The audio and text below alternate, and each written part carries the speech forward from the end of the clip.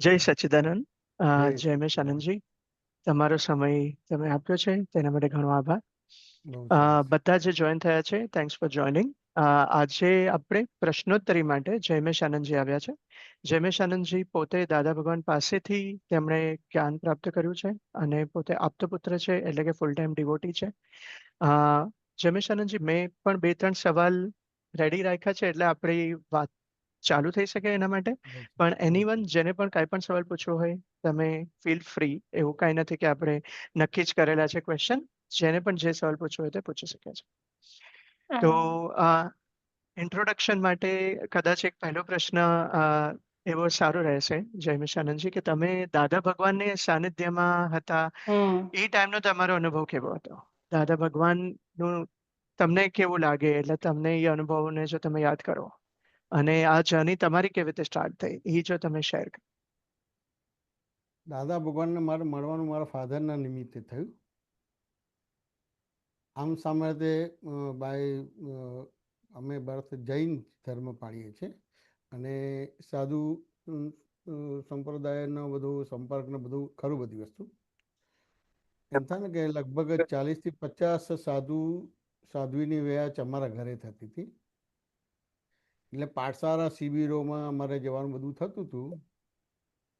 એમાં ધર્મ તો બહુ સરસ થતો હતો, પણ તેમ છતાં જેમ જેમ સમય આગળ વધતો ગયો, ઉંમર વધતી ગઈ, એના આધારે ક્રોધમાનમાં એ લોકો કસાય વધતા ગયા તમારા બધી વસ્તુ. એટલે એના હિસાબે જે સુખ આવવું જોઈએ સુખ આવે નહીં. એટલે એમ થાય કે ભાઈ આ અત્યારે જે આપણા મા બાપનો કે જે કુળ ધર્મ છે એ આપણને હેલ્પ કરે છે, પણ આગળ એક એવો ધર્મ છે જે વિતરાગ ધર્મ કહેવાય, કે એવો મને પ્રાપ્ત થાય. તો અમારે ત્યાં કાળુસિંહની પોળની અંદર પાર્શ્વનાથ ભગવાનની લગભગ 300-400 વર્ષ જૂની મૂર્તિ છે. ત્યાં આગળ અમે બેસતા હતા અને પ્રાર્થના કરીએ કે તમે વિતરાગ થઈને બેઠા છો ને મને પણ વિતરાગ બનાવો. એવી રીતે એક પ્રાર્થના કરતા હતા અને એવી રીતે પછી અમને લગભગ એક 15 દિવસ મહિના દરમિયાન દાદા ભગવાનનો એક અમારા ફાધરના નિમિત્તે થયો. હવે દાદાની શૈલી બહુ જ એમ થાય ને કે બહુ સામાન્ય અને સમજી શકાય એવી રીતે. એટલે તમે જે જગ્યા છો એ જગ્યામાં રહીને તમે ધર્મ કરી શકો. એમાં વ્રત નિયમ કે ત્યાગ જપ કરવાનો ભાગ નથી હતો, પણ જે જગ્યા છો જ્યાંથી છો, જેમ ઘણીવાર અભિષેકભાઈ મારે તમારે ત્યાં આવવાનું હોય ને એડ્રેસ મને આપ્યું હોય, તમે કીધું કે સ્ટેશનથી 5 કિલોમીટરનો રસ્તો છે એટલે 15 મિનિટમાં તમે આવી જાઓ, પણ કલાક સુધી મને તમારું ઘર મળે નહીં. એટલે હું ફોન કરું કે ભાઈ આ 5-10-15 મિનિટમાં આવવાના બધા કલાક સુધી નથી મળતું, કેમ છે? તો તમે પૂછો કે અત્યારે તમે ક્યાંથી ફોન કરો છો? તો કોઈ અહીંથી તો ત્યાં ઊભા રહો, હું આવું છું તમને લેવા. એટલે ત્યાંથી જ મને ઉચકી લો. એટલે વચ્ચેનો પેલો એમ થાય કે ભાઈ આ કરવાનું, તે કરવાનું, ફલાણું કરવાનું, ઢીકણું કરવાનું, એનાથી આપણે આગળ વધીએ પણ પછી પાછા પણ પડવાનો ભાગ થાય. એટલે દાદા ભગવાનની આ વાત બહુ જ અમને ગમી ગઈ અને એ રીતે અમારે એમનો પરિચય થયો અને અમે દીક્ષા લેવાના હતા. પછી દાદાએ ડે ટુ ડે લાઈફમાં કેવી રીતે ધર્મ કરવો, તેમાં ઘણી બધી વસ્તુ એમને દાદાએ અમારે બધી વાતો થઈ અને એ રીતે અમારે પછી દાદાના પરિચયમાં અમે બધા સ્કૂલ કોલેજમાં ભણતા હતા અને દાદા ભગવાનના પરિચયમાં આવેલા. હસી અભિષેકભાઈ વાત સમજે કે ના સમજાય?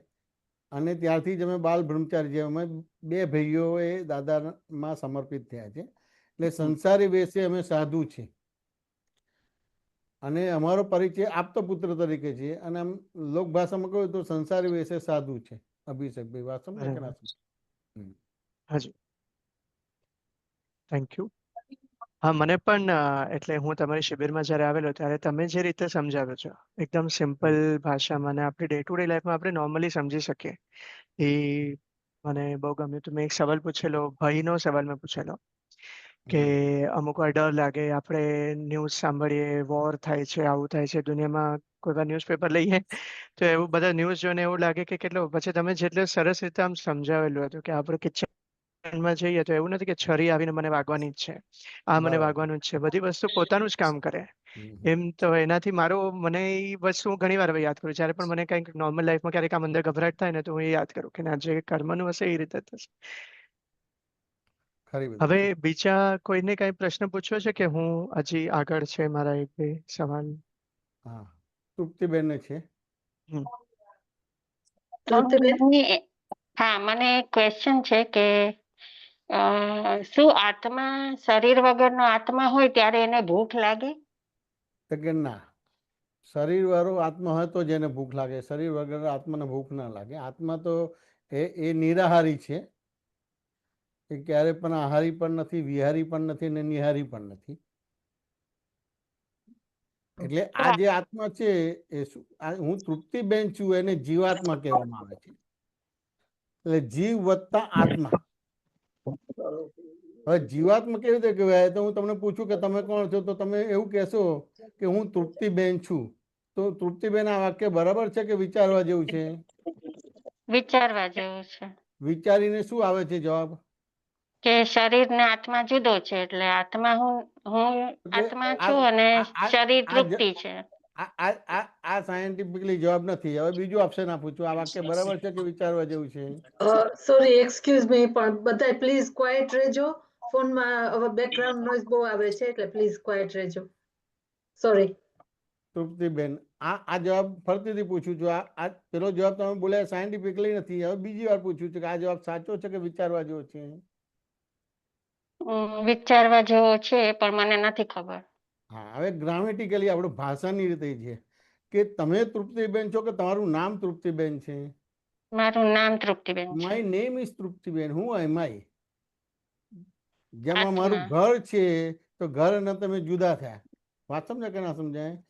એવી રીતે કે ભાઈ અમારો રૂમાલ છે, તો રૂમાલ અને તમે જુદા થયા. આ મારો મોબાઈલ છે, તો મોબાઈલ અને તમે જુદા થયા.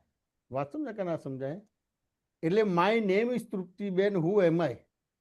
હવે એની જગ્યાએ શું થયું કે મારું નામ તૃપ્તિબેન ને હું તૃપ્તિબેન છું, એટલે આ બે ભેગું થઈ ગયું, એટલે જીવાત્મા થઈ ગયું. હવે જીવ ભાગ વિલય થાય તો તમે આત્મા છો. હવે આ કેન્દ્ર બની ગયું, હું તૃપ્તિબેન છું. જ્યાં સુધી હું તૃપ્તિબેન છું ત્યાં સુધી 4 ગતિને 84 લાખ યોની ભટકવાનો બાય ડિફોલ્ટ જ કર્મ બંધ પડશે.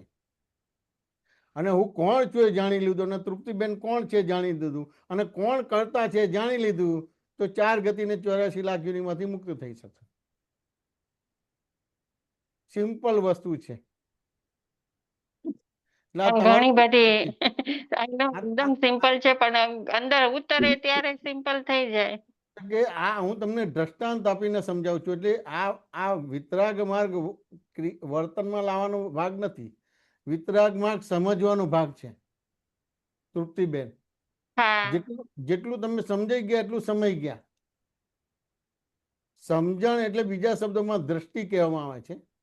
અને જેવી દ્રષ્ટિ એવી સૃષ્ટિ બનાવી ના પણ બની જાય. જેમ તમે તમારા હસબન્ડની સામે આંગળી ચીધો કે અમારા હસબન્ડ છે એટલે તમે વાઇફ થઈ ગયા. તમારા છોકરાની સામે આંગળી ચીધો કે અમારો છોકરો છે, તમે મધર થઈ ગયા. એટલે મધર થવા માટે કંઈ કરવું ના પડે. અમારો છોકરો છે એટલું બોલે એટલે તમે મધર થઈ ગયા. અમારા હસબન્ડ છે એટલે તમે ધર્મપત્ની થઈ ગયા. વિતરાગ માર્ગ જે છે એ કરવાનો માર્ગ નથી, સમજવાનો માર્ગ છે. આપણે જે લાગે કે હું સમજુ છું, પણ તેમ છતાં એ ખરેખર સમજતા નથી. પહેલા હું તમે એક પ્રશ્ન કરું, તૃપ્તિબેન, ધર્મ અંદર હોય કે બહાર હોય? અંદર. ફોર એક્ઝામ્પલ, દાખલો આપીને સમજાવો કે ધર્મ અંદર કેવી રીતે છે? આપણા વિચારોથી.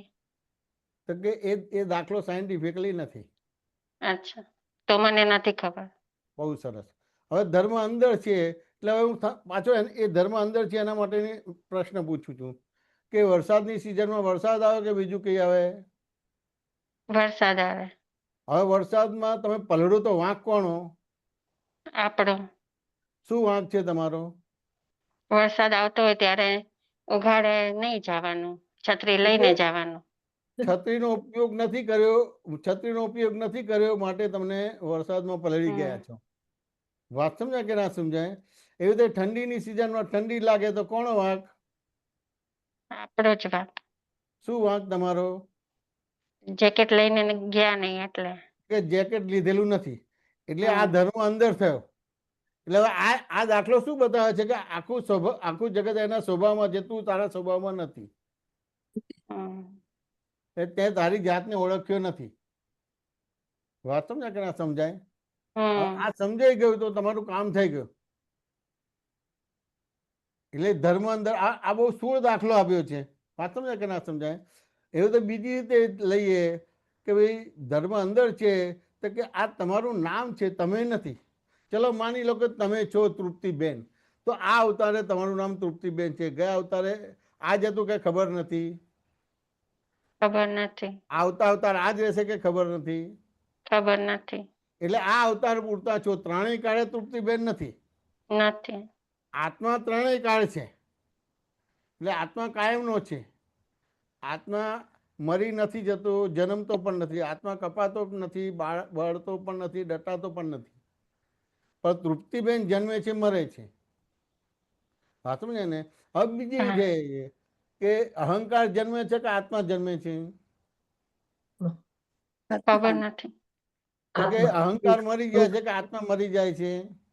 અહંકાર અહંકાર.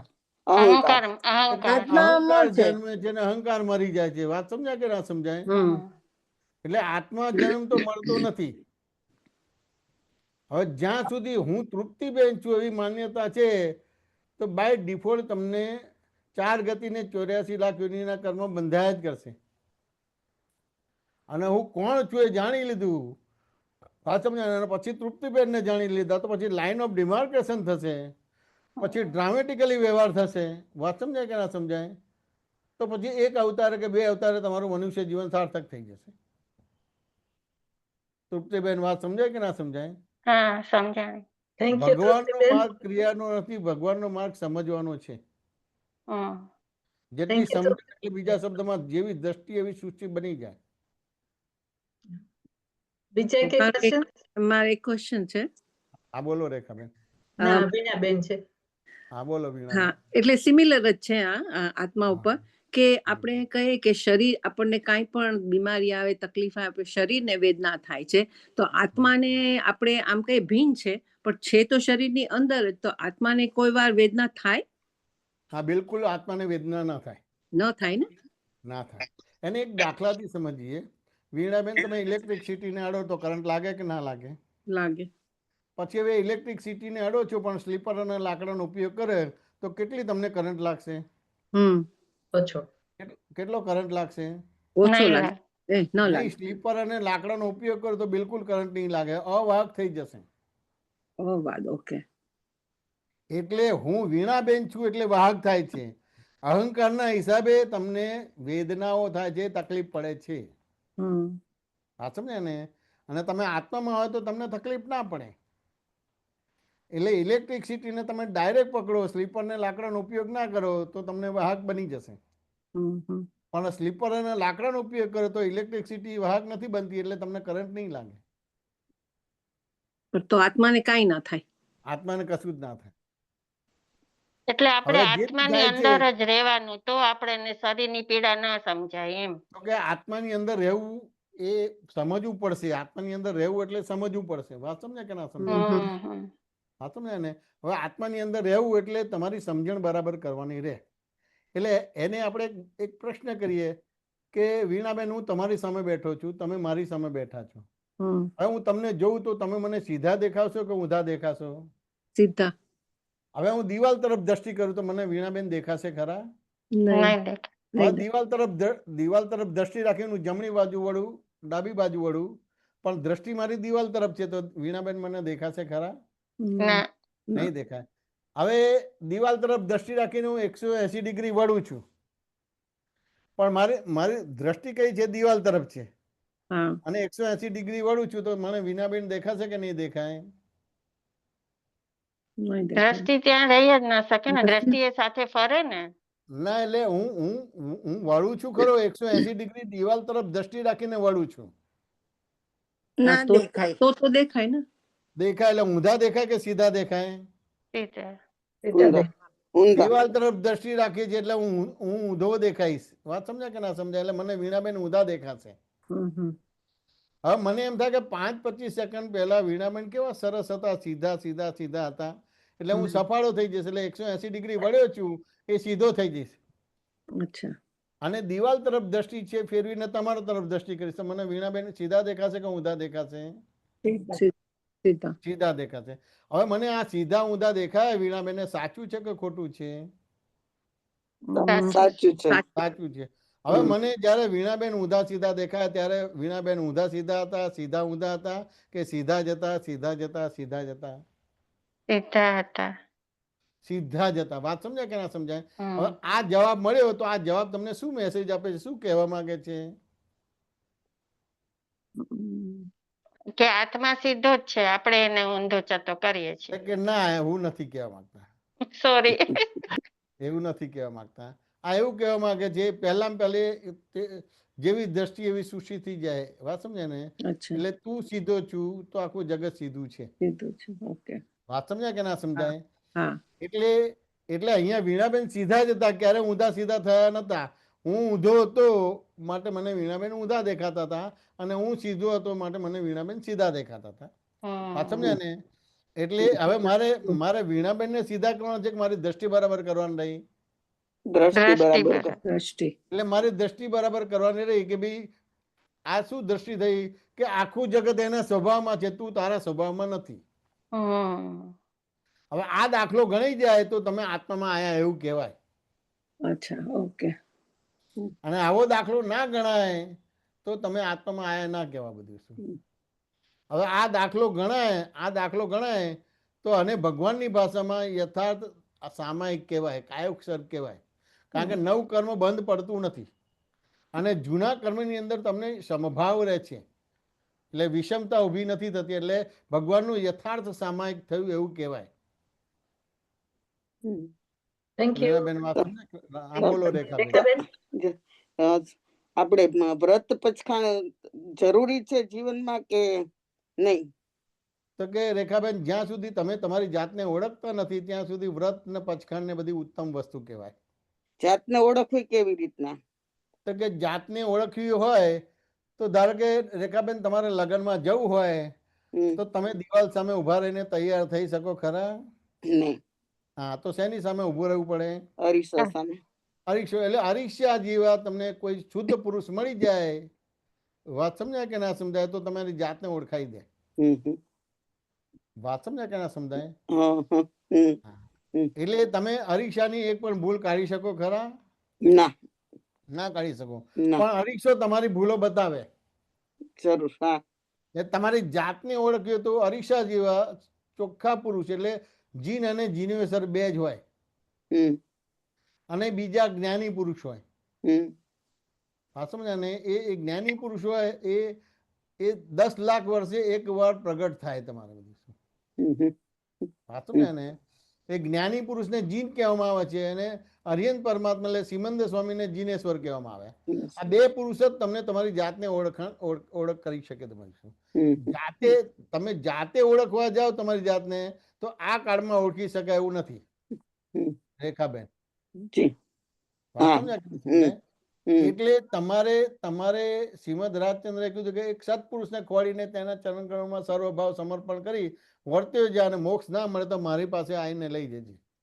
તો પછી આ ભાવમાં ઓલું નથી તો પછી વ્રત નિયમ કરવાનો કોઈ અર્થ જ નહીં ને, કારણ કે હું ના, વ્રત નિયમ જ્યાં સુધી તમારી જાતને ઓળખતા નથી ત્યાં સુધી વ્રત નિયમ તમને પુણ્યનો બંધ પાડે, અને પુણ્યને હિસાબે તમારી સત્તા ઊભી થાય. એટલે તમારે જે કરવું હોય એ કરી શકાય, અને પાપના હિસાબે તમારી સત્તા જતી રહે તો તમારે કરવું હોય તો થાય નહીં તમારે બધું શું. એટલે જ્યાં સુધી પોતે પોતાને જાણ્યું નથી અને પરને પોતાનું સ્વરૂપ માને છે તો આ વ્રત નિયમ ને બધું ઉપયોગી કહેવાય. હું પણ વ્રત નિયમ ને બધું કરતો હતો, પણ કરતા કરતા મને દાદા ભગવાન મળી ગયા, મને વિજ્ઞાન મળી ગયું, વિતરાગ વિજ્ઞાન મળી ગયું. વાત સમજાય કે ના સમજાય? પછી વ્રત નિયમની જરૂર નથી. તમે તમારી જાતને ઓળખેલી છે? હા, મેં મારી જાતને ઓળખેલી છે, અને હું કોઈને ઓળખાઈ પણ કરી શકું બધી વસ્તુ. પણ તમે કહો છો કે આ કાળમાં એ સંભવ નથી. મને જીન મળી ગયા છે. અચ્છા. દાદા ભગવાન જીન છે, એટલે જ્ઞાની પુરુષ છે. એ શાસ્ત્ર જ્ઞાની નથી, આત્મજ્ઞાની છે. અને સિમંદર સ્વામી અરિયંત પરમાત્મા, જેને જીનેશ્વર કહેવામાં આવે. એટલે તમારે આત્મા જાણવા તો હું તમને જણાવી શકું. વાત સમજાય કે ના સમજાય? તમે જેટલા મને પ્રશ્ન કરશો એટલા તમને હું આત્મા તરફ લઈ જઈશ. હમ. બધામાં હું દ્રષ્ટાંત સાથે દાખલા સાથે જવાબ આપીશ તમને. હમ, હમ. રેખાબેન વાત સમજાય કે ના સમજાય? જી જી જી હા હા. એટલે થેન્ક યુ રેખાબેન. હમ. બીજા કોઈને ક્વેશ્ચન્સ અભિષેકભાઈ.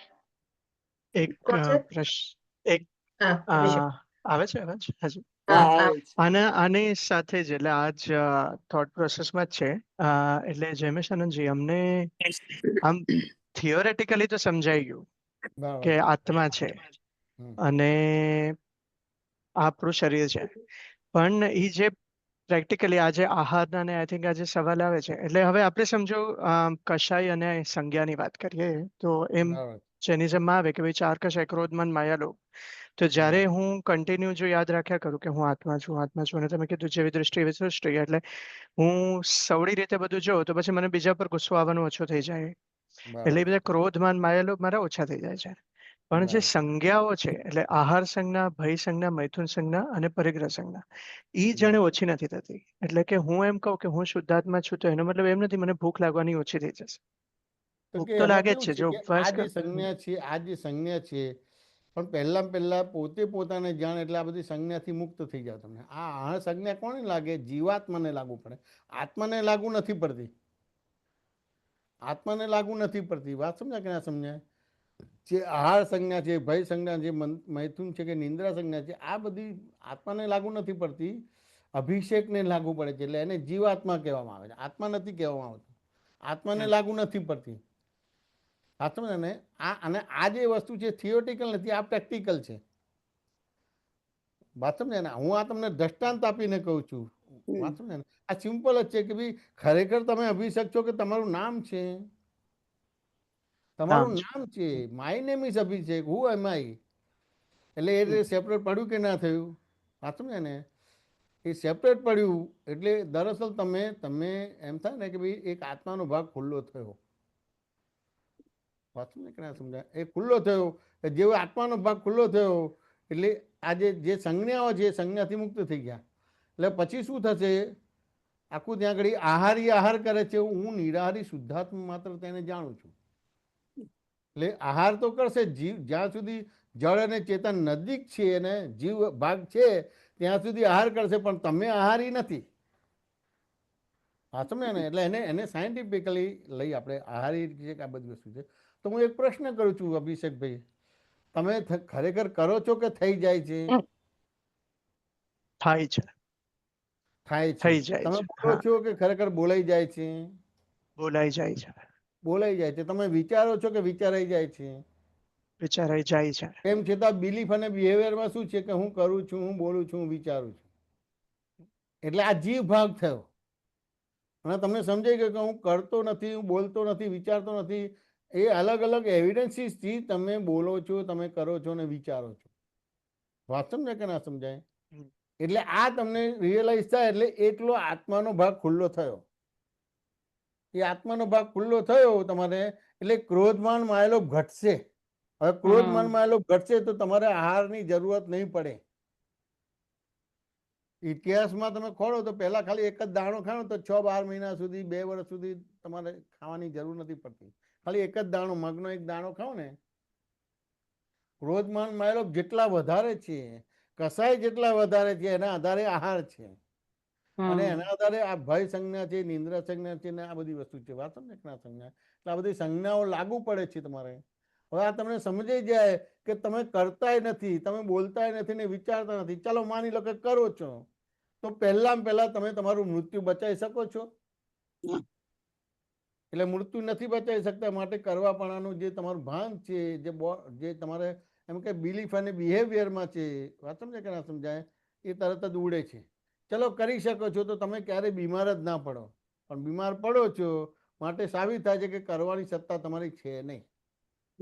ચલો બોલો છો તો ઘણે ઠેકાણે મારે બોલવું છે પણ બોલાતું જ નથી, મૌન રહેવાઈ જાય છે. અને ઘણે ઠેકાણે મૌન રહેવું છે ત્યાં બોલાઈ જ જાય છે. ત્યારે સાબિત થાય છે કે તમારા હાથમાં વાણી પણ નથી. વિચારો છો તો વિચાર સારા જ આવવા જોઈએ, પણ તેમ છતાં ખરાબ આવે છે અને કાઢવા જઈએ તો જતા નથી. એટલે એનું મીનિંગ કે મન વચન કાયા તમારા હાથમાં જ નથી. મન વચન કાયા તમારા હાથમાં જ નથી તો ખાલી આરોપ જ કરો છો ને કે હું કરું છું, હું બોલું છું, વિચારું છું. હવે આ આરોપ ભાગ છે એ આ ચાર સંજ્ઞા ઊભી કરે છે. અભિષેકભાઈ વાત સમજ્યા કે ના સમજાય? અને આ આરોપિત ભાવ નીકળી જાય તો આ ચાર સંજ્ઞા રહે કે વિલય થઈ જાય? વિલય થઈ જાય. વિલય થઈ જાય. અભિષેકભાઈ વાત સમજાય કે ના સમજાય? હા, ઈ દ્રઢ આઈ થિંક જેટલું દ્રઢ થતું જાય એમ ઈ ઓછું થશે. આ કારણ દ્રઢ કે થતું થાય એટલે દ્રઢ પણ ક્યારે થાય? પ્રશ્નોત્તરી થાય તો જ થાય ને. તો થાય. સામાન્ય રીતે આપણા બધા જે પ્રવચન ને વ્યાખ્યાન છે એમાં પ્રશ્નોત્તરી ક્યાં છે? સાધુ મહારાજ બોલે ને આપણે સાંભળવાનું. આ સમજાય કે ના સમજાય? હવે બોલે તો પણ આપણું ચિત્ત તો ઘરમાં હોય કે હમણાં પેલા આવશે ને મારે રસોઈ બનાવવાની છે, હમણાં પેણે જવાનું છે, ચિત્ત જ આપણું હાજર નથી. વિચારોને કેવી રીતના આપણે બંધ કરી શકાય? તો કે વિચારો કેવું છે કે એકચ્યુઅલી કેવું છે કે ના, વિચારો. વિચારો હમ. એ તો તમારી જાતને ઓળખો તો વિચારો તમારા મન વચન ક્યાંથી મુક્ત થઈ જાઓ. આ વિચારો શેને આધારે છે? પોતે પોતાને જાણ્યું નથી ને પરને પોતાનું સ્વરૂપ માને છે. અને વિચારોને આપણે બંધ કરવા છે, પણ સમજવું પડશે કે નહીં સમજવું પડે? તૃપ્તિબેન, કેવી રીતે વિચારો બંધ થશે કહો મને. હું તમને હવે સામે પ્રશ્ન કરું છું. મને નથી ખબર.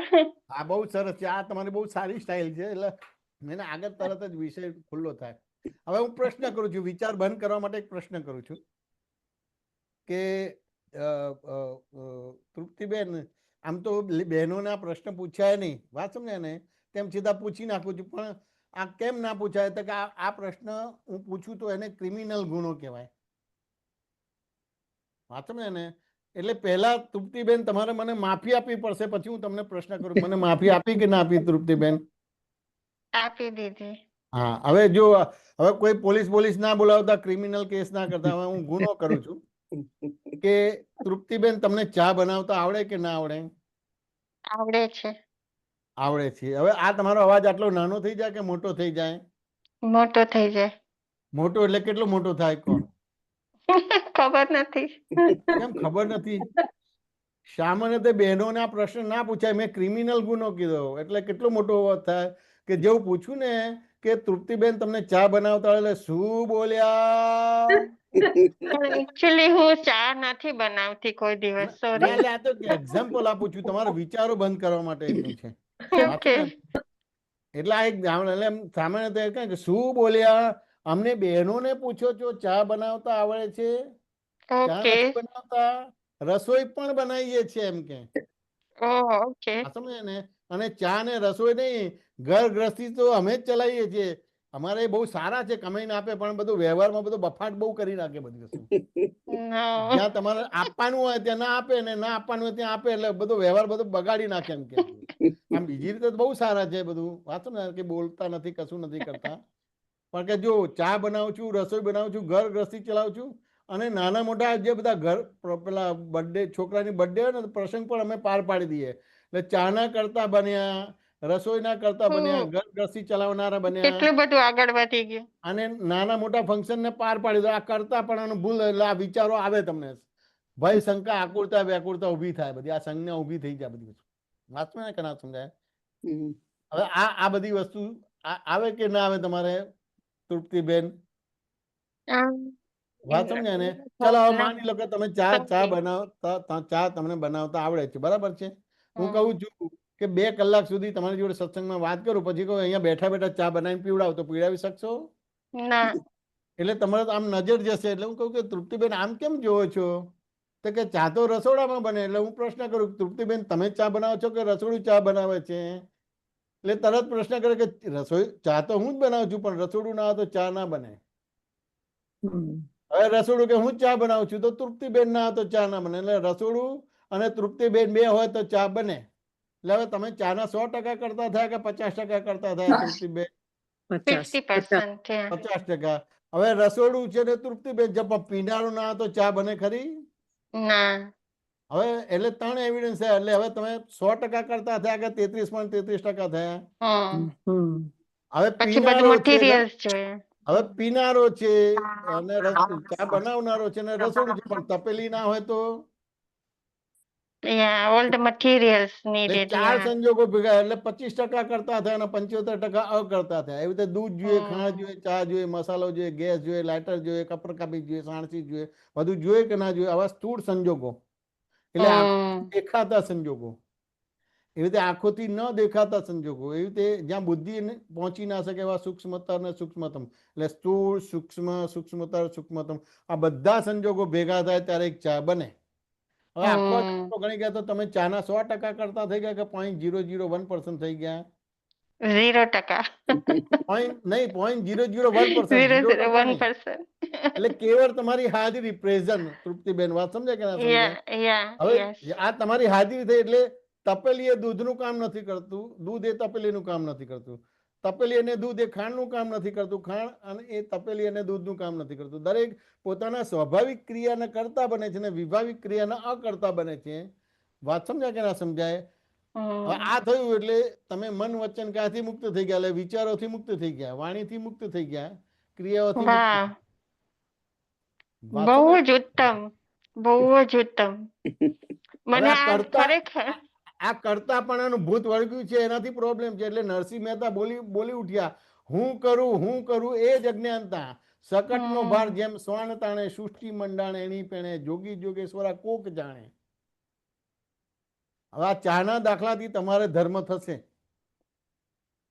આ કરતાપણાનું ભૂત ઉડી ગયું એટલે યથાર્થ તમારો જે અંદરનો ધર્મ છે, આત્મધર્મ છે, ખુલ્લો થયો. ચાના દાખલાથી યથાર્થ ભગવાનની ભક્તિ થશે, યથાર્થ મહાવીર સ્વામીની ભક્તિ થશે. રેખાબેન, અને ચાના દાખલાથી યથાર્થ કર્મ ચાલુ થઈ ગયું તમારે બધું. શું? કારણ કે કરતાપણાનું ભૂત ઉડી ગયું. હેન્ટર બેન્ટર માર્યા વિના કે દોરડે બાંધ્યા વિના તમારું ભૂત ઉડી ગયું. તૃપ્તિબેન, રેખાબેન, તો કરતા આત્મા છે ને ભોગતા આત્મા જ છે કે ભોગતા શરીર છે? કરતા આત્મા નથી અને ભોગતા આત્મા નથી, જીવાત્મા છે. હા. આપણે સામાન્ય રીતે જે આત્મા બોલીએ છીએ ને એ જીવાત્મા છે. વાંચો ને એને, જળ અને ચેતન નજીક આવવાથી ત્રીજી વસ્તુ ઊભી થઈ જાય છે.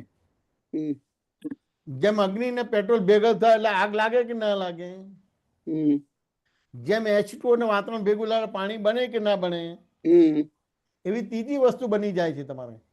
એટલે જળ અને ચેતન ભેગી થવાથી ત્રીજી વસ્તુ ઊભી થાય છે, જેને જીવાત્મા કહેવામાં છે. એ આત્મા જેવું લાગે પણ આત્મા નથી. વાંચો ને, આત્મા જેવો લાગે પણ આત્મા નથી. આત્મા કરતાય નથી ને આત્મા ભોગતાય નથી. જીવાત્મા કરતા ભોગતા છે. અચ્છા, કરતા જીવાત્મા છે ને ભોગતા જીવાત્મા છે. કરતા જીવાત્મા છે, આત્મા કરતા ભોગતા નથી. આત્મા તો જ્ઞાતા દ્રષ્ટા છે, જોવું અને જાણવું. સાચું ને એને? એટલે આ જે દેખાય છે એ આત્માની અપેક્ષા એ દ્રશ્ય છે ને તમે દ્રષ્ટા છો. સાચું ને એને? આ જે તમને સમજાય છે તો એ જ્ઞેય છે ને તમે જ્ઞાતા છો. સાચું છે કે ના સમજાય? એટલે આત્મા તો જ્ઞાતા દ્રષ્ટા છે, એ કરતા ભોગતા નથી. Thank you. રેખાબેન, કોઈને બીજાને છે ક્વેશ્ચન્સ? ઓકે, અરુણાબેન. સ્વામીજી, જય સચ્ચિદાનંદ. મારો ક્વેશ્ચન છે, ભોગવે એની ભૂલ. તો હર વખત આપણે એમ બોલીએ ભોગવે એની ભૂલ, તો ભોગવે છે એની ભૂલ શું હોય? એ તો બિચારો દુઃખ ભોગવે જ છે. તો કે સામાન્ય કેવું છે કે તમે બજારમાં ગયા તો બજારમાં તો કેટલો 500,000 માણસો હોય કે ના હોય? 500,000 માણસની વચ્ચે તમારું જ ગજવું કપાય, બીજા કોઈનું ના કપાયું, તો ભૂલ કોની? ગજવું કાપનારની કે તમારી ભૂલ? પણ એ જ નથી સમજાતું કે એ ભૂલ કેવી રીતે થઈ. ના, પણ 1000 માણસમાં તમે કેમ ઝડપાયા? આ તમારે લંડન જતું પ્લેન ક્રેશ થઈ ગયું, એમાં બધા જ મરી ગયા ને એક બચી ગયો. હા, મિરેકલ. અને પેલા મેસ ઉપર પડ્યું તો એ ત્યાંના 50-60 જણા મરી ગયા. વાત સમજાય કે ના સમજાય? એટલે ભોગવેની ભૂલ સમજાઈ જાય ને તો તમારું યથાર્થ ધર્મ ઉભો થઈ જાય, યથાર્થ કર્મ ઉભું થઈ જાય. વાત સમજાય કે ના સમજાય? એટલે કર્મ એવા કર્યા છે એટલે નડ્યું એટલે ઈ હા, એ ભોગવે કર્મ ને. એવા કર્યા છે, કર્મ એવા કર્યા છે. વાત સમજે? હવે કર્મને સમજવું પડશે કે નહીં સમજવું પડે? હા, સમજવું પડશે. હવે હવે હવે શું નામ ભૂલી ગયો તમારું? અરુણા. અરુણાબેન. હવે કર્મને પૂછ્યું કે તમારે એકદમ જ ઇમિડિયેટલી અર્જન્ટલી કોઈને લાખ રૂપિયા આપવાના થાય છે. હવે તમારી પાસે પૈસા છે પણ બધા ડિપોઝિટ કરે છે. 15 દિવસે એમ થાય કે મેચ્યોર થવાનો વાર છે. હવે વહેલા ઉપડે તો વ્યાજ જતી રહે. એટલે તમારું બજારમાં શાક છે, એટલે બજારમાંથી તમે લાખ રૂપિયા ઉધાર લો છો. હવે 15 દિવસે પૈસા આવવાના છે પણ તેમ સીધા મહિનાનો ગાળો રાખ્યો છે કે કંઈક વ્યવહાર આવી જાય ને કંઈક કાચું પાકું થઈ જાય બધું. એટલે પેલાને કંઈક ભાઈ હું મહિના પછી તને લાખ રૂપિયા આપી દઈશ, વાંચું ને એને, અત્યારે તું મને આપ, વાંચું ને એને. એટલે પેલો તમને આપે છે. હવે સંજોગ એવો બને 2 દિવસ પછી એવા સંજોગ બન્યા કે 10 વર્ષ સુધી તમે એ વ્યક્તિને પૈસા આપી નથી શકતા, તો એ વ્યક્તિ તમારી જોડે સારો વ્યવહાર કરશે કે ખરાબ વ્યવહાર કરશે? ખરાબ. ખરાબ વ્યવહાર કરશે. એના આધારે ખરાબ વ્યવહાર કર્યો? પૈસા નહીં. પૈસા એટલે નહીં. મહિને આપવાનું હતું એના બદલે 10 વર્ષ સુધી આપી નથી શક્યા. તો એ જે ખરાબ વ્યવહાર કરે છે એ તમારી ભૂલના હિસાબે કરે છે કે એની ભૂલના હિસાબે કરે છે? આપણી ભૂલના હિસાબે. એટલે ભોગવેની ભૂલ સમજાઈ ગયું કે ના સમજાઈ ગયું? હવે બીજી Thank રીતે you. લઈએ, બીજી Thank રીતે you, લઈએ કે અરુણા. આ મહિનાની જગ્યાએ અઠવાડિયે જ પૈસા આપી દો છો તમે અરુણાબેન, તો હમ. એ વ્યક્તિ તમારી જોડે ખરાબ વ્યવહાર કરશે? ના. તો સારો વ્યવહાર પણ શેનાથી થાય છે? તમારાથી થાય છે કે એનાથી થાય છે? આપણાથી. એટલે સારો વ્યવહાર પણ તમારો સારો વ્યવહાર છે માટે જ થાય છે, અને ખરાબ વ્યવહાર પણ તમારો ખરાબ વ્યવહાર છે માટે જ થાય છે. માટે ભોગવેની ભૂલ, આટલું સમજાઈ ગયું તો યથાર્થ ભગવાનનું ધર્મ અને કર્મ ખુલ્લું થઈ ગયું. Thank you Arunaben. મીરાબેન, તમારી ક્વેશ્ચન છે? હાજી કેવું છે, જીવનો જન્મ એટલે કે ઉત્પત્તિ નિગોદમાં થાય છે, તો બરાબર. ત્યારે તો તેને કઈ કર્મ બાંધ્યું નથી, તો તેમ છતાં પણ તેને જન્મ મરણમાં કેટલા ફેરા ફરવા પડે છે, તે શા માટે? તો કે નિગોદની અંદર તો એટલા બધા ગાઢ બધું કર્મ હોય જ તમારે બધી વસ્તુ. વાત સમજે ને? જ્યારે જીવ આવે છે ને એટલે કર્મ સહિત જ હોય. એટલે કર્મ એટલે એટલી બધી સુસુપ્તા હોય છે. વાત સમજાય કે ના સમજાય? એને એકેન્દ્રિયનું જીવ પણ નથી કહેવામાં આવતો. વાત સમજાય કે ના સમજાય? પછી એને 1 ઇન્દ્રિય મળે, પછી 2 ઇન્દ્રિય મળે, પછી 3 ઇન્દ્રિય મળે, પછી 4 ઇન્દ્રિય. બાય ડિફોલ્ટ જેને એવા કર્મ છે નિગોદમાં.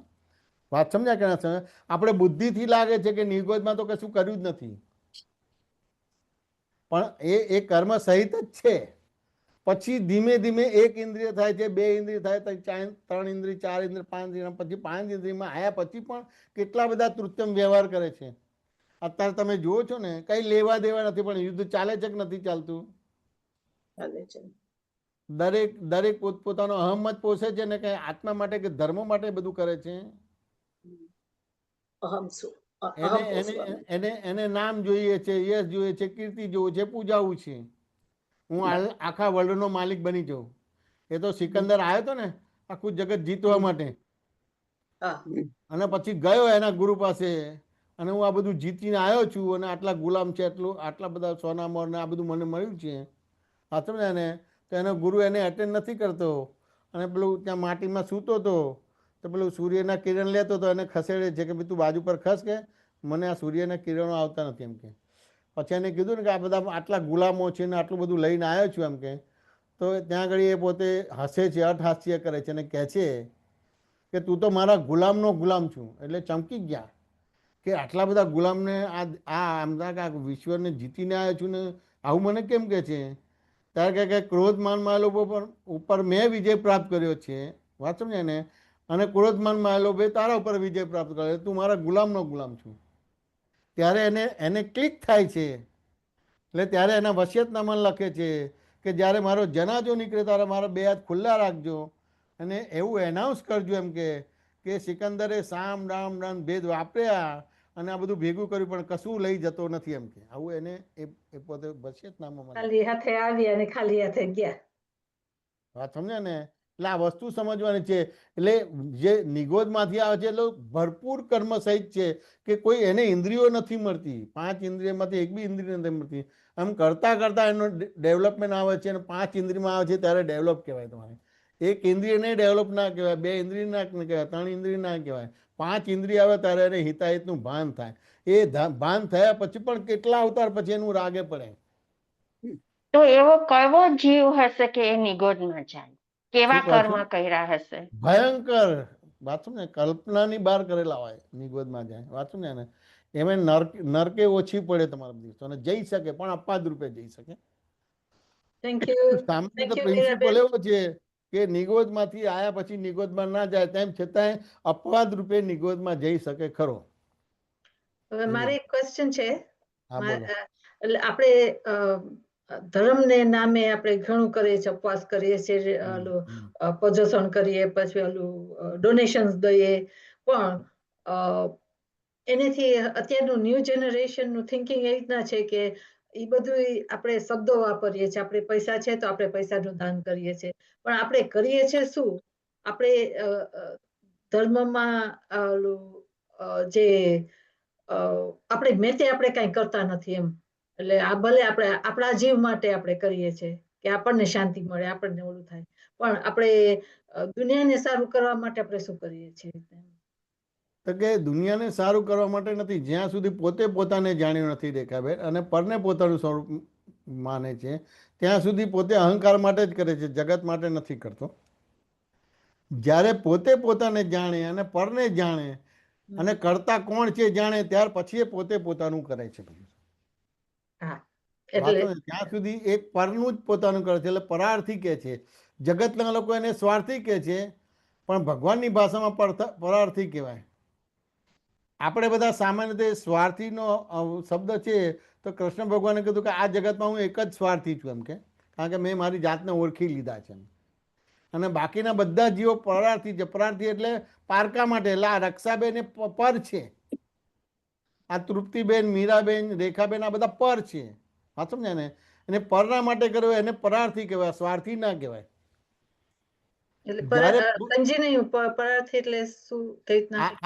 આ રેખાબેન નામ છે તો આ અવતાર તમારું છે, ગયા અવતાર આ છે કે ખબર નથી? ખબર નથી. આવતા અવતાર આ દેવાનું કે ખબર નથી? આવતા અવતાર આ દેવાનું કે ખબર નથી? ખબર નથી. એટલે આ અવતાર પૂરતા છે. એટલે ત્રણેય કાળ રેખાબેન નથી, આત્મા ત્રણેય કાળ છે. એટલે હવે આ તમે જે કઈ પણ કરો છો, નવડાવો છો, ધોવડાવો છો, ખવડાવો છો, ગાડી બંગલા ને બધું છે, બધું રેખાબેન ના નામે છે, આત્માના નામે ક્યાં છે?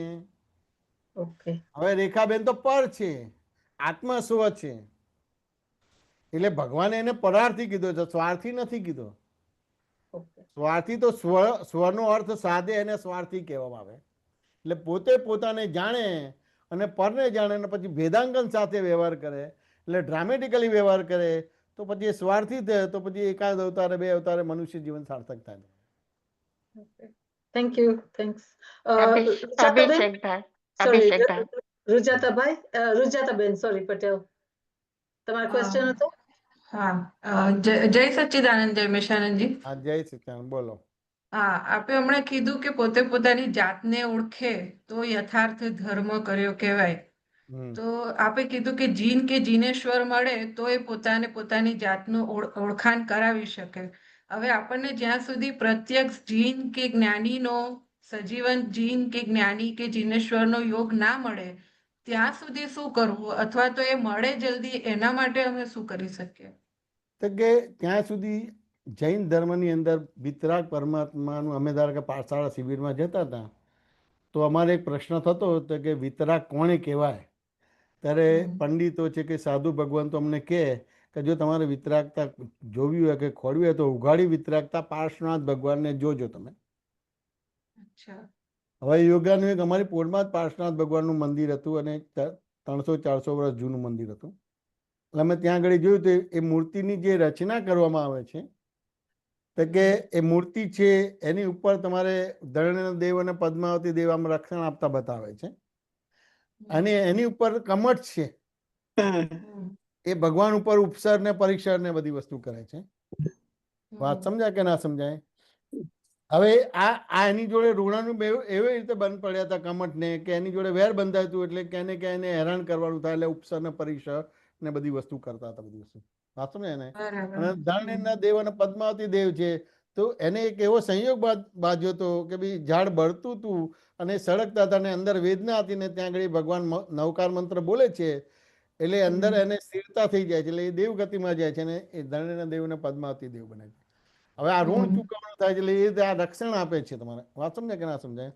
પણ પાર્શ્વનાથ ભગવાનને જે બચાવે છે એના ઉપર રાગ નથી થતો અને જે હેરાન કરે છે એના ઉપર દ્વેષ નથી થતો.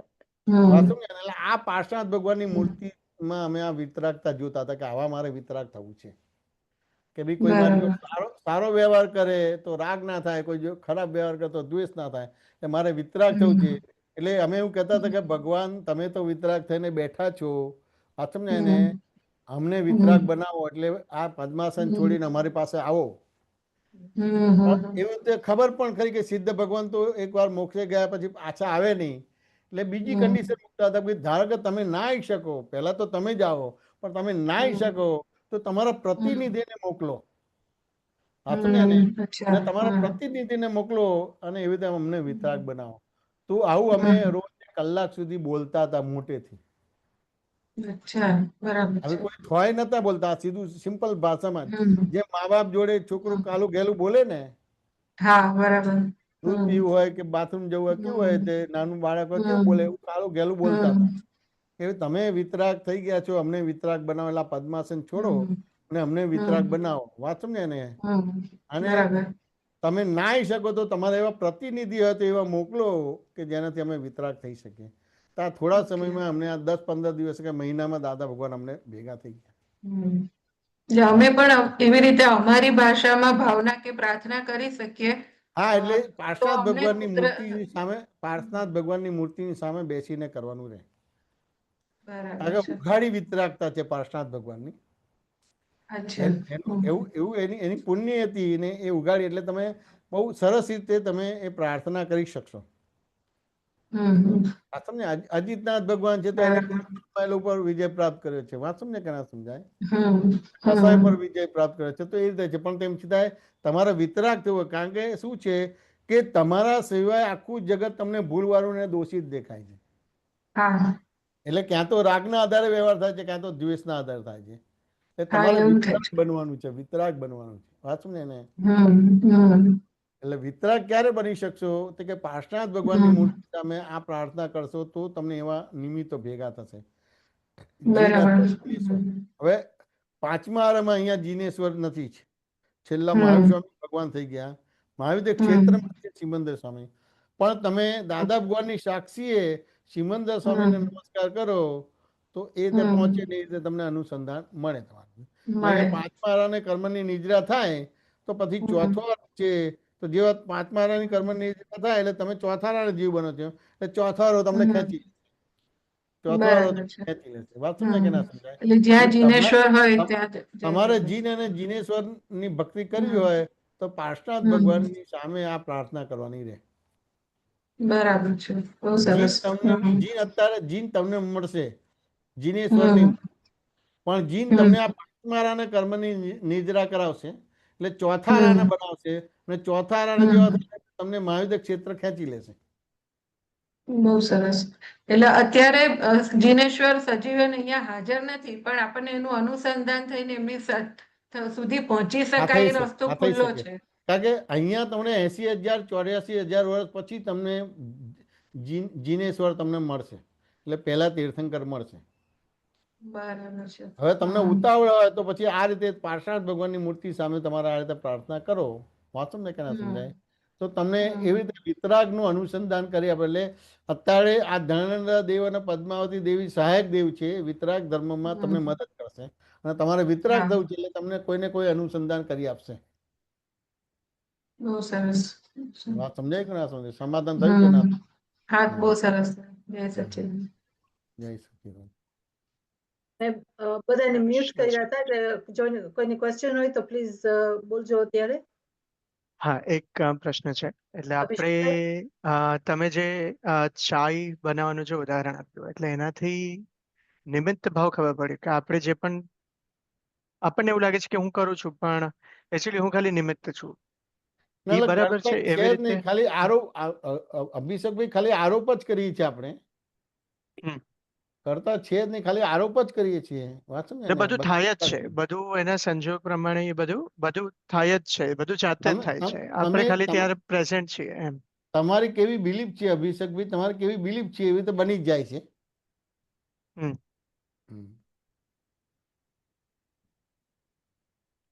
તો આજે રક્ષાબેને જે પૂછ્યું કે હવે નવી જનરેશન છે એમને એવું લાગે છે કે આપણે જે બધું કરીએ આવી રીતે બેસીને સમજવાની ટ્રાય કરીએ અને બધું, એમાં શું ધર્મ છે? બહાર જઈને સોશિયલ કોઝિસ ઉપર કામ એટલે કરવું જોઈએ. જો નવી જનરેશન છે એને તમારે કરવું તો પહેલા તમારે સુધરવું પડે. કારણ કે હમ. નવી જનરેશન તમારી જોડે રહે છે, એટલે તમારા વ્યવહારના આધારે નવી જનરેશન પાછી પડે છે. પણ એમાં તો આપણે જેટલું કરીએ એનાથી વધારે તો આપણે કર્મો બાંધીએ છીએ. એટલે ના, કોઈ એટલે આપણે છે ને પ્રેક્ટિકલ નવી જનરેશનને રક્ષાબેન આપી નથી શકતા. હા, આપણે આપી નથી શકતા. that's it. હા, અને નવી જનરેશનને એવા સાયન્ટિફિકલી જવાબ પણ નથી આપી શકતા. હું કહું તો મારા ફાધરને મેં ઘણા બધા પ્રશ્નો કર્યા. મારા ફાધર દર વર્ષે અઠ્ઠાઈ કરે, હા, દર વર્ષે અઠ્ઠાઈ કરે, અને હું 8 દિવસ પોઝિશનમાં ખાતો હતો. મને કે ભાઈ એક દિવસ તો કર. મારા મધર મને કે અમે એક દિવસ જે ખાઈએ છીએ તારે 8 દિવસ ચાલે છે એ વસ્તુ, એક જ દિવસનું ખાવાનું તારે 8 દિવસ ચાલે છે, એટલે તું ઉપવાસ કરી શકે. મેં કહું હું કરી શકું ને, કેમ નથી કરતો? મેં કીધું હું ઉપવાસ કોઈને બતાવવા માટે નથી કરતો, મને કસાય ના થવા જોઈએ, મને ક્રોધમાન માયલોભ ના થવા જોઈએ, મને અહંકાર ઉભો ના થવો જોઈએ. હવે કેવું છે કે ઉપવાસ કરવાનો હોય તો 2 દિવસ પહેલા તો દાબીને ખાય, એટલે આપણે આપણા મા બાપનો વ્યવહાર જોઈએ જ. વાત સમજાય કે ના સમજાય? અને પછી ઉપવાસ કરે, અને પછી પાણું કરવાનું હોય, અને એમાં થોડું મોડું થઈ જાય અથવા તો કોઈ એક વસ્તુ રહી જાય તે કકડાટ માંડે તમારે બધી વસ્તુ. એનું પછી ફળ ના મળે ને એનું તો કઈ. હા, ના મળે. એટલે મને આ પ્રશ્ન થતો હતો, એટલે મેં નથી કર્યો. તેમ છતાં હું આજે કરી શકું, પણ હું એના વિરોધમાં નહોતો કે લોકોએ ધર્મને ઊંધી રીતે લીધો છે. હા, સમજ્યા ને? તો હું સમજાવતો હતો, પણ સામે તો મા બાપને શું થાય કે હજી તો આ છોકરો છે. હા, સમજાય ને? એટલે આપણાથી મા બાપની સામે બોલાય નહીં, પણ હું કહેતો હતો કે ઘણી વાર તો એવું બી બને કે આપણને ભાવતી વસ્તુ બનાવેલી હોય, કારણ કે ઘરમાં બધા કંઈ તપસ્યા કરતા ના હોય, એટલે ઘણી વાર બનાવીએ તો આપણે મમ્મીને કે મમ્મી મારા માટે રાખજે, મેં કર્યું છે ઉપવાસ. વાત સમજાય કે ના સમજાય? અને આ બધું કે આ વસ્તુ મારા માટે રાખજે. મગજ ત્યાં જાય છે હા, આપણું. એટલે મારું ચિત્ત ત્યાં છે, એટલે ઉપવાસ કહેવાય નહીં, વાસ્તવિક ઉપવાસ ના કહેવાય. વાત સમજાય ને? હા, હા. મારું ચિત્ત મીનાબેન, પેલામાં છે. સોરી. હા, એટલે મીનાબેન એટલે તમારે એટલે છોકરાઓને એ કરવું હોય તો મા બાપને પરફેક્ટ થવું પડશે. એટલે અત્યારે તમે જે આ ગોઠવ્યું ને સત્સંગનું, એવી તો પ્રશ્નોત્તરી રાખવી પડશે. હા, એ પ્રશ્નોત્તરી કરશો તો એમાં તમને ઘણા ખુલાસા મળશે, અને પછી એ તમે એ રીતનું તમારી અંદર અન્ડરસ્ટેન્ડિંગ થશે, અને પછી એ રીતે તમે છોકરાઓને કન્વિન્સ કરશો તો પછી વાંધો નહીં આવે તમારે. પણ દુખી છે કે ઘણા આપણે બધું કરીએ પણ પછી એક કાનમાં જાય ને બીજા કાને નીકળી જાય છે. ઘણી ના, વાર એ તો બધા અત્યારે તો એવું થશે, પણ તેમ છતાં અત્યારે આ ધાર કે મેં રક્ષાબેન તમને વાત કરી એ તમને પ્રેક્ટિકલ લાગે છે કે પ્રેક્ટિકલ નથી લાગતી? ના, પ્રેક્ટિકલ લાગે છે, પણ આ સમજણ મેં તમને આપી છે, કોઈ શાસ્ત્રનો રેફરન્સ નથી આપ્યો. દાદા ભુવન આવું કે છે એવું પણ હું નથી બોલ્યો. હું અમારો પોતાનો પ્રયોગ છે, પ્રયોગ છે. મેં લગભગ 250 થી 300 સ્કૂલોની અંદર પ્રોગ્રામ કરેલા છે, અને સિમ્પલ ભાષામાં બોલ્યા છે. તો પોલીસ પકડીને એને 3rd ટ્રીટમેન્ટ આપે ને, 3rd ડિગ્રીની ટ્રીટમેન્ટ, તો એના ગુના જાહેર ના કરે, એવા ગુના એ લોકોએ જાહેર કરેલા છે. છોકરાઓ, સ્કૂલ કોલેજના છોકરાઓ જાણે. હમણાં શિબિર થઈ ગઈ, 1.5 મહિના પહેલા શિબિર થઈ ગઈ છોકરીઓની.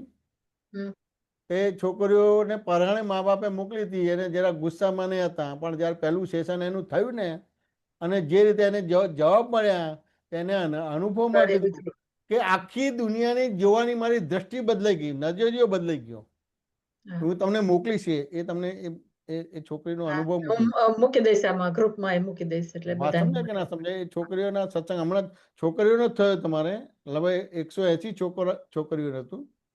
લગભગ એમ કે 10 વર્ષથી લઈને એમ થાય કે 30-35 વર્ષ સુધી અપરિણિત છોકરીઓ જોડે સત્સંગ થયો છે. એ તમને એ અનુભવ એને પોતે કીધો છે, માઇકમાં કીધો છે અને બહુ સરસ કીધો છે. એટલે પ્રેક્ટિકલ થવું પડશે. અને તમે જે અત્યારે કરો છો પણ પ્રેક્ટિકલ થોડું હજી આજે મેં સત્સંગ કર્યો ને એવી ટાઈપની વ્યક્તિઓ પ્રશ્નોત્તરથી વાત કરજો.